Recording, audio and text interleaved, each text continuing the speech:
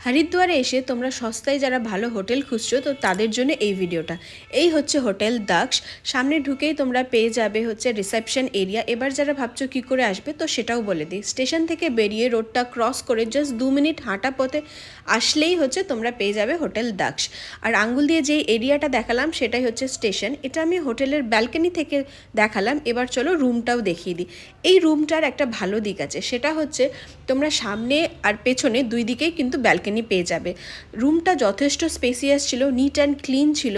আর বাথরুমে কিন্তু তোমরা গিজার পেয়ে যাবে। বাথরুমটাও যথেষ্ট স্পেসিয়াস আর নিট অ্যান্ড ক্লিন। এবার আসি রুমের প্রাইসে।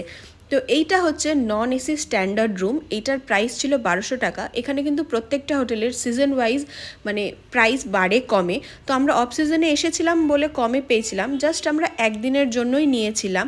এখানে আরও ক্যাটাগরিরও রুম আছে। তো সব কিছু ডিটেলস জানতে আমি নাম্বার ক্যাপশনে দিয়ে